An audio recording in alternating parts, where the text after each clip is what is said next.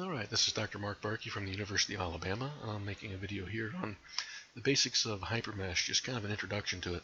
You're going to see me use some commands and build a couple meshes and show you maybe some even advanced things. Mainly what I want you to get out of this video is just some familiarity with Hypermesh. Really, when you go to use it is when you'll learn a lot of the different features. Well, I just started up Hypermesh, and the first thing it shows is this User Profiles menu. And the neat thing about Hypermesh is that it supports a lot of different finite element codes. I typically use Abaqus, but you can almost use this like a translator among all these different codes. ANSYS, NASTRAN, PAMCrash, LS-DYNA, all these different things. They all use basic constructs of nodes and elements. They may have different names for the different element types. And Hypermesh allows you to specify those different names, bring in and import different finite element input files. You can save it as a different type of finite element code input file and everything. So it's a very useful feature. I also want to mention that Hypermesh is supported by the University of Alabama through the Alabama Supercomputer Network. And they're the ones that provide the license for this for us at the University of Alabama and throughout the University of Alabama system. And I do hope they continue it. It's an excellent program. So I've been using Hypermesh for a number of years. Kind of like Abaqus, I use it to get what I need done, but it's a very, very deep program. You can do a lot of things with it. Not just building meshes and using it as a post-processing features, but you can specify different components. You can even do basic linear elastic finite element analysis within Hypermesh, and there are lots of things you can do with it. Alright, so when this boots up and starts, I'm just going to say Abaqus 3D. Now we have a choice here, standard 2D, 3D, or explicit. I'm going to go with standard 3D. For my purposes, what I tend to do is just build the mesh, the nodes and the elements in here in Hypermesh, and then re-import that basic geometry, that basic mesh into Abaqus, and then apply my loads and boundary conditions through Abaqus CAE. You can do that in Hypermesh as well, so it's up to you what you want to do. Okay, so I'm going to pick standard 3D. If we change our mind, we can always change the input deck after we create it. Up at the top we see different menus. A file menu, it has the basic things: save, save as, import. Okay, so let's look at import.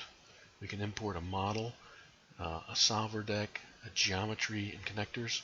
Model means a Hypermesh model. A solver deck means maybe a previous Abaqus input file. We can import geometry. Now let's look at that one. This is very interesting. We can do CATIA files, DXF, that's like an AutoCAD file, IGES, Parasolid files, ProE files, SolidWorks, STEP, and VDAFS, as well as other types of geometry files. So you can bring in a CAD drawing and bring it in here, and if the surfaces have been defined in that CAD drawing, you can auto mesh those surfaces, and it's really a nice feature.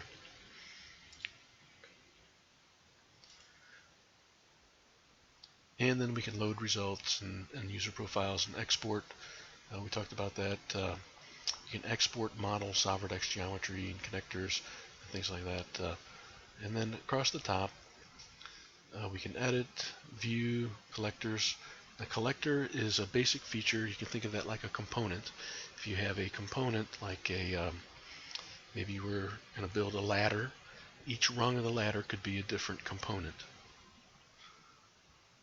Geometry, okay, create, edit, assign, and so forth. Mesh, connectors, materials, properties, boundary conditions. We can make sets and so forth. Tools, and different things that we have across the top. We also have these icons that are in here, and many of these icons do the same thing as some of these different menu buttons up here, but they're just little shortcuts. That menu bar is customizable. So we see these different view menus. You can very easily do an XY plane, or you can do an inverted XY plane, or what have you. And these are some of the standard features. We can rotate a model, and we'll use these a little bit throughout this introduction. Down on the bottom are different panels, and these different panels have different features. The first one is geometry. So that means basic nodes. They can be finite element nodes, but they can just be points that we use to help construct basic features of geometry, like lines and circles and surfaces and so forth. One-dimensional elements, rods and bars and different things. These features may change depending on which finite element code you selected at the very beginning. We chose Abaqus. There's nice features here. We can edit, we can split elements, we can select a whole bunch of one-dimensional elements and hit split, and all of a sudden we have double the number of one-dimensional elements. We have two-dimensional element features. We can auto mesh, we can spin elements, 1D elements to create 2D elements. We can have 3D elements that are created by dragging or spinning two-dimensional elements. Very powerful tool. Here's the analysis menu. I tend not to use this one too much, but you can take a look and see what it has in it. The tools menu is very useful. We can take a look at the node numbers. We can look at edges and faces of our finite element model. We can see if there's any cracks or disconnected elements in it very easily. And the post-processing, again, I don't tend to use this as much anymore, but we can do post-processing similar to what we can do within Abaqus CAE from post-processing perspective. So what I thought I'd do is just maybe draw some basic geometry, make some two-dimensional elements, make some three-dimensional elements, and export a basic mesh that we can re-import into Abaqus as an orphan mesh. So let's just start off with making a very simple rectangular mesh, and we'll do some fancier things in a little bit. Now, as you may know, I really do like this Hypermesh. And when I started out my career, I started out as an engineer at General Motors, and I did finite element analysis, and we used a program called structural modeling using graphics. The acronym was SMUG. And I found out that Hypermesh is actually based off of that old program, SMUG. And so it has a lot of features that I really liked when I was at General Motors. And so I think that's one of the reasons why I really like Hypermesh. This was back in the mid-90s, so a little while ago now. So here we're on what's called the model. And what I'm going to do is I'm going to first create what's called a component. This is a very basic thing that we need to have to organize our mesh. So I'm going to create a component, and it's going to ask me the name. So I'm just going to type in plate, and I get a chance to specify the color. Let's make the color blue. All right. So I'm going to enter some nodes. Now I'm going to make a plate that's 50 millimeters by 20 millimeters. So I need to find the corners of each of those nodes. So let me just put in, let's see, let me do it this way. I'll have the center be in the middle of the plate. So I'm going to put in x equal to 10 and y is equal to 25. I'm going to create a node. Okay, now I'm not sure where it put it, so what I'm going to do is I'm going to come up here and size the screen. Okay, so there it is. I want one on the other side, so I'm going to go minus 10 and create. Okay, there it is. And then I want to go minus 10 and minus 25. I'm going to fit the screen, and then I'm going to go 10 and minus 25. So I'm creating kind of a rectangular area. Again, if you have CAD drawing, if you're a professional, you have access to that CAD drawings for parts that your designers have made. It's very easy to import things, but the nice thing is even these basic things can be done very easily in Hypermesh. So now I have these 4 nodes, and I want to connect them with lines. So I'm going to go to my geometry. I'm going to select lines. And here we have all these different options. We can do circles and and all kinds of things. So I'm going to choose this one, okay, and it requires a node list. Okay, so by path, show node order, or window. Okay, so I'm just going to do the default. I'm going to click on that one. See, it turned white. And now I'm going to come over here and click on that one, and I'm going to create a line. Alright, let me turn on my highlighter. Now notice I went from the right to the left. It's a little important to make sure we go around the circuit in the same way. So now I'm going to click on this one and then the one down below and create another line, and likewise create these lines as well. Okay, so now I have some geometry.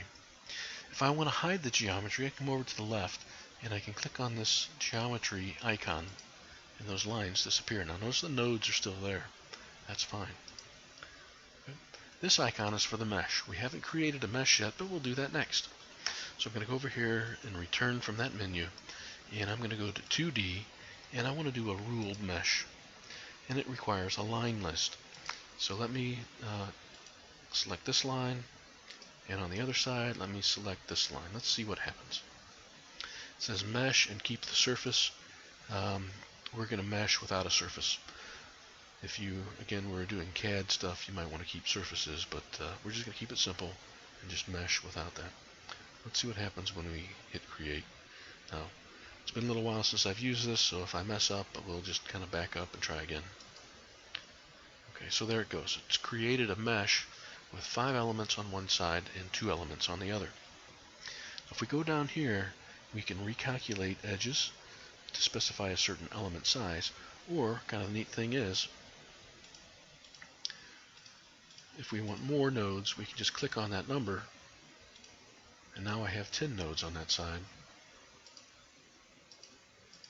or 10 elements rather, and we can do 5, and then we can mesh this, and now we have a finer mesh. So let's say that's good enough for us for right now. We can also set all edges to certain numbers, and we can set element densities and stuff like that. But we're good, so I'm going to hit return. Now notice my mesh is in blue. Again, if I want to turn that mesh off on that component, I just select that, and that's gone. Probably we're going to hide the lines, but we're going to keep the mesh. I'm going to hit return. Now maybe that mesh is a little bit hard to see, so let's go ahead and change the color. I'm going to go over here to the left and just select a new color. Maybe red will show up a little bit better. Alright. Now suppose we decided we didn't like that mesh and we need a finer mesh. We can split elements. Okay, so I'm going to hit the split. These are plate elements. Okay, and here this allows us to the ways to choose the elements we want to split. By window, displayed, all, by collector. Okay, so we can choose a collector. We only have one collector. Displayed highlights all of those. What we're going to choose is by window. Now when we do by window, we have an option to choose these points to make up a window, and we can do everything inside the window or outside the window. Let's do everything inside or interior to the window. So I'm going to just kind of encircle this with a bunch of points and hit select entities. And now all of those are highlighted, and we have an option. We can divide quads, we can split all sides, midpoint to quads, midpoint to triangles. So let's just split all sides, and we hit this button. Now all of a sudden we have a much finer mesh. It's really handy for doing convergence analysis. When you do convergence analysis, you should equally divide your elements to guarantee your convergence rate that you need. Okay. So we're going to hit return. Now we see that these elements here are highlighted. These nodes here are highlighted. Those are temporary nodes. We're going to go to geometry. We're going to go to temp nodes, and we're going to clear all temp nodes, and we'll get rid of those. At this point, we don't need them anymore. All right. Now, suppose what we really wanted was a beam and not a flat plate. We're going to extrude this beam out in the z-axis and make three-dimensional elements. But what we need to do, so we don't have beams and plates in the same component, we need to make a new component. So I'm going to create a component. Let's see here. Okay, just click out to the right of it, create component. We're going to call this component beam, and we're going to make a new color. See if we can find one that shows up well, maybe yellow. And now I'm going to go up to this little thing with these arrows, and this allows me to rotate this in space.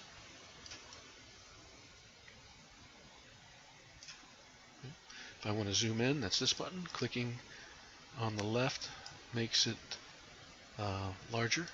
Right clicking makes it smaller. I can do this. I can zoom in on a part of it. I can fit it to the window. I can pick it up and I can move it. I can look at it in any particular plane that I want. Alright, so let's make 3D elements out of 2D elements. So now I'm going to go down here to 3D. Now notice over here on the left, this beam is in dark black. That means that's the current component.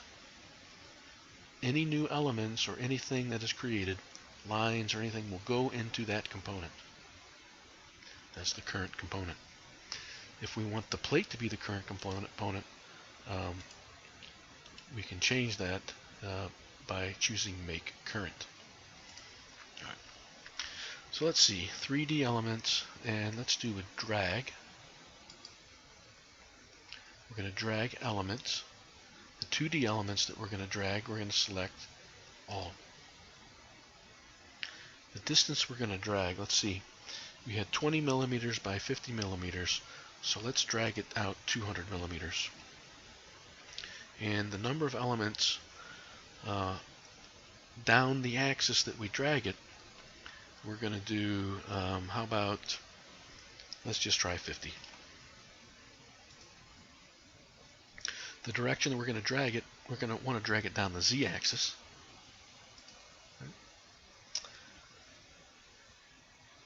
And I think that has everything that we need.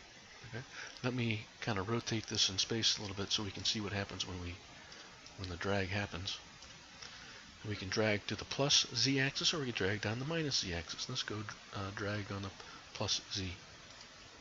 So it makes all those elements. All right. Now we have a beam.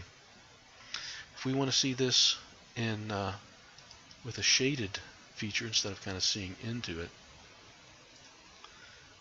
we can hit this button here, and that shows that. Now as we rotate this, notice that we still have that red end. We may not want that anymore. We may not want to export that in our mesh. So to turn that off, I'm going to hide that mesh. Okay, so now we have a beam, bunch of three-dimensional elements. Those elements look pretty nice. We can refine them if we need. Let me show you some features in the tools. Say we needed to know what this node number was right here. We go on Number, Nodes. We can select the node just by clicking on it, and we can turn that number on.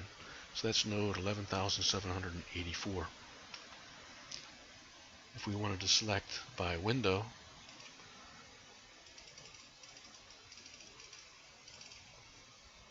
we can select all of those and turn those node numbers on. Now there's a lot of nodes, and it's kind of hard to see them.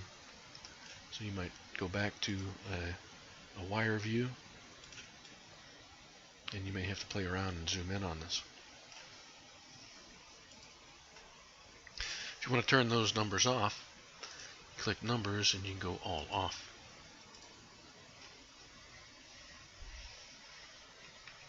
Alright, let's go ahead and export this mesh. First, we need to check what kind of element types those are. So let's see, 3D, Config Edit. let's see, elements, oops, have to stay on that window. If you go off it, it goes away. Displayed.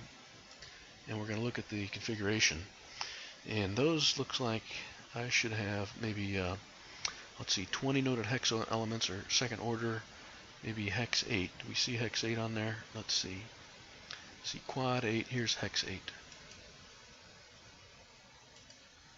Okay, so I'm going to change those to hex 8 elements. And on element types, 2D and 3D, a hex 8 is a C3D8R. That's a reduced integration 8-noded three-dimensional element, continuum element in Abaqus. If we want to change that to something else, then we can select one of these others. So there's gasket elements, and there's heat transfer elements, and so forth. So we have a C3D8R. If it imports into Abaqus as something that you don't want, you can always change it in Abaqus, but sometimes it's just easier to change it, to have it right from the start in Hypermesh. Okay, so we're going to go up here to File. We are going to export a solver deck.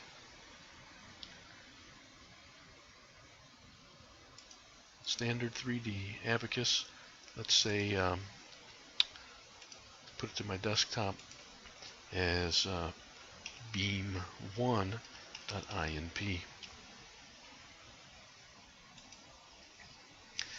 Now it hasn't exported it yet. We have to be a little bit careful. We can export what is only displayed, or we can export everything, or we can do a custom export. Now remember, we had the two components. One was the plate, and one is this beam. And if we only want to export the beam, then what I usually do is just display the beam, and then I export only what is displayed. I hit this export button.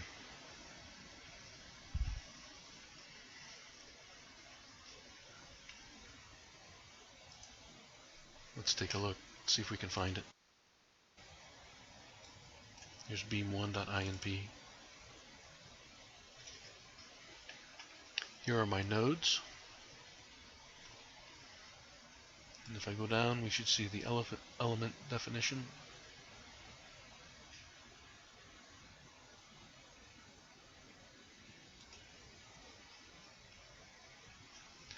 Element type C3D8R. The L set is beam. Okay, we can directly import this as an orphan mesh into Abaqus, apply our loads and boundary conditions, and do what we need to do. Now you can create meshes in Abaqus, of course, but I found that if you need something very precisely done, then you can do that a little bit easier, in my opinion, in Hypermesh. Okay, we'll hang on to this file, and maybe we'll use this in a later analysis. But let's play around a little bit more while we got this up. Let's go back to the model. Let's turn off the beam. Go back to the plate, and let's make a new component.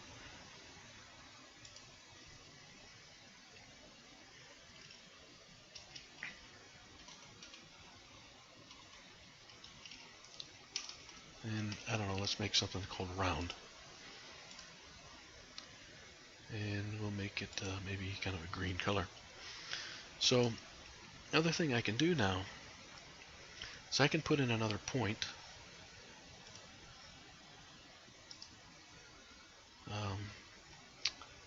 Maybe the point minus,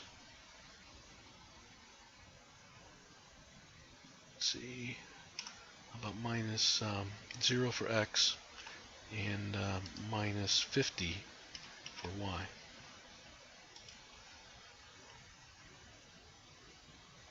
Split the screen. So now I have this point down here. So I'm going to go to 3D, and I'm going to spin elements that are displayed about the x-axis with a base node down here for an angle of 180 degrees, and with about 18 elements in that 180 degrees. We can bias it, or we can just have it linear with no bias. And if I hit spin plus, now I have this thing that goes around. So now I have a three-dimensional solid plate type structure. If I'm satisfied with that, I can hit return. And now I have this new component.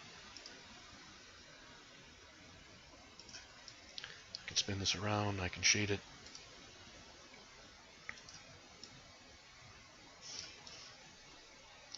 And I can do all sorts of things. Now, again, saving this as an orphan mesh and bring it into Abaqus is what I typically do.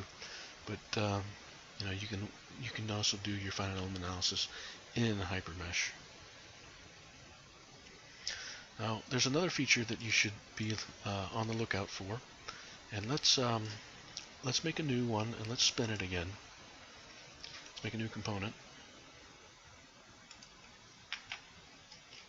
I'm just going to call this one round 2. Maybe give it a different color. Right, and we'll turn this plate back on. So let's spin this 360 degrees now. So I'm going to do 3D spin elements, elements that are displayed. Same base node. And let's do 360 degrees, and let's do 36 elements along that arc. Okay, so now we spun it all the way around. Now we have something like a washer. Again, we have to be a little bit careful. We have that plate turned on.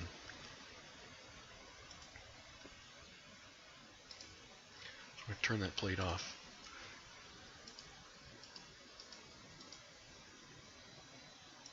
Okay. Now, here's a feature that we need to be aware of. When we spin or create meshes like this, we have the possibility of creating what are called duplicate nodes. Now, if we go down to the tools and we look at faces and we choose this component and we find faces,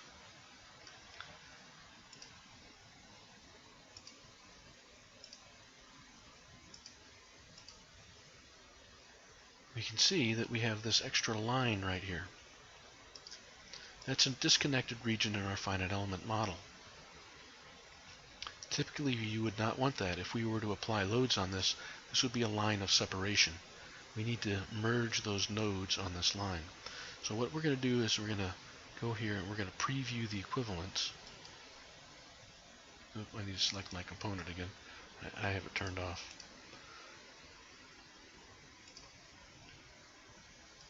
We're going to preview the equivalents with a 0.01 tolerance. So if it's within 0.01 millimeters of another node, then it will flag it. And it changes it to this color. Okay, so you see all of these are the duplicate nodes. And if we want to merge those nodes, then we want to equivalence. And now we have no more duplicate nodes. It's very important that you understand that you need to check for those. There's other useful tools. We can look at edges.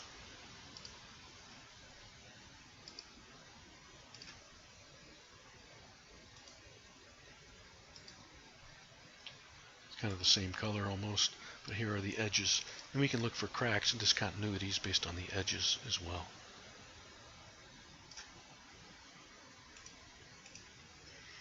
Okay, and again, we can export this mesh and then bring it into Abaqus and apply loads and boundary conditions, or whatever you'd like. Alright. So I will use Hypermesh from time to time for our class, and so what I would encourage you to do is take a little bit of time and explore some features. See if you can build maybe a dog bone tensile specimen or just some kind of interesting object. Typically in the research world, we don't necessarily build things that are too complicated like huge mechanisms, but we're interested in maybe small components or small specimens of some basic geometry We're interested in doing some sophisticated analysis, maybe putting in cracks or different features like that. But this can handle these simple geometries, and they can also handle more sophisticated things. So in the past, some things that I've done is I've taken a picture of a component, taken that picture into my drawing program, and created an outline of a component. Think of it like a tensile specimen. And then based on that tensile specimen, I can draw the outline and bring those lines into Hypermesh and then mesh my component right over the top of those lines. So, it's got a lot of interesting features, and it's really up to your creativity to see how they work through. Now, as we go through the semester, we'll do some more sophisticated things. We're going to bring in different CAD type files and auto mesh those with surfaces and so forth. With that, I will leave this introduction alone, and I'm going to save this file so that we have it for use a little bit later in the semester.